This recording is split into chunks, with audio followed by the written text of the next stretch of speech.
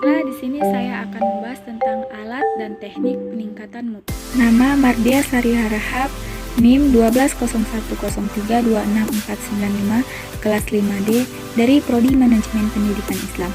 Baiklah, kali ini saya akan menampilkan sebuah video untuk memenuhi ujian akhir semester pada mata kuliah Manajemen Mutu Pendidikan dengan dosen Ibu Heprijah Juwita, MPD.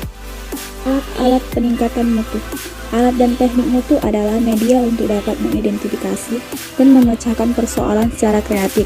Salah satu aspek terpenting TQM adalah mengumpulkan sejumlah alat-alat yang bermanfaat, mengimplementasikan konsep yang sudah ditentukan. Meskipun demikian, kekuatan alat tersebut hanya dapat dibuktikan dengan penggunaan secara teratur.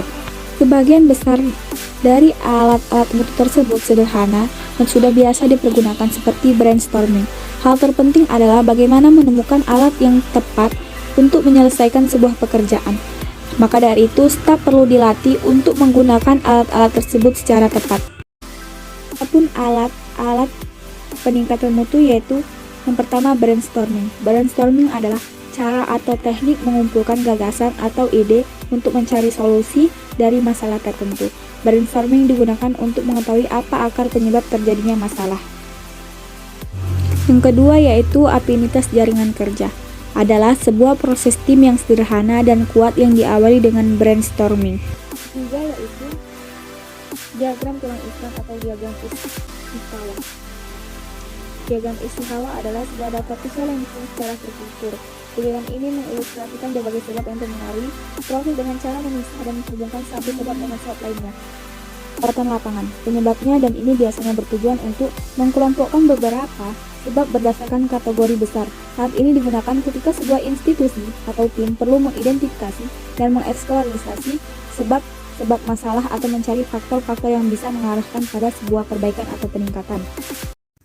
Yang kelima yaitu pemetaan. Proses teknik ini bisa digunakan untuk meyakinkan bahwa sebuah institusi mengetahui siapa pelanggannya dan bisa mengidentifikasi sumber daya yang diperlukan untuk melayani mereka.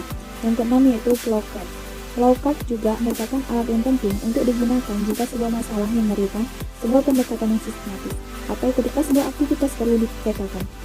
Flowchart bisa membantu mengidentifikasi langkah-langkah dalam proses. Yang ketujuh yaitu grafik Pareto. Grafik Pareto merupakan metode standar dalam pengendalian mutu untuk mendapatkan hasil maksimal atau memilih masalah utama, dan lagi pula dianggap sebagai suatu pendekatan sederhana yang dapat dipahami oleh pekerja, tidak terlalu terdidik, serta sebagian perangkat pemecah dalam bidang yang cukup kompleks.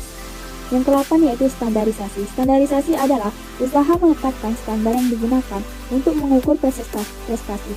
Hal ini biasanya dilakukan dengan cara mereka menghasilkan mutu. Selanjutnya yaitu teknik manajemen peningkatan mutu. Ada 4 teknik manajemen peningkatan mutu yaitu school review.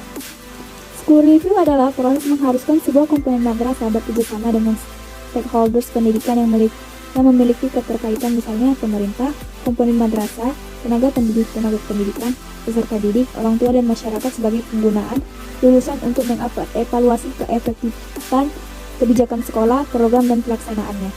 Yang kedua itu benchmarking. Benchmarking merupakan kegiatan untuk menetapkan standar, baik proses maupun hasil yang akan dicapai dalam suatu periode tertentu. Untuk kepentingan praktis, standar tersebut direfleksikan dari realitas yang ada. Yang ketiga yaitu quality asuransi. Quality asuransi sifatnya proses oriented, yang artinya konsep ini mengandung jaminan bahwa proses yang berlangsung dilaksanakan sesuai dengan standar dan prosedur yang telah ditetapkan. Yang terakhir yaitu quality control, merupakan suatu sistem untuk mendeteksi terjadinya penyimpangan kualitas output yang tidak sesuai dengan standar.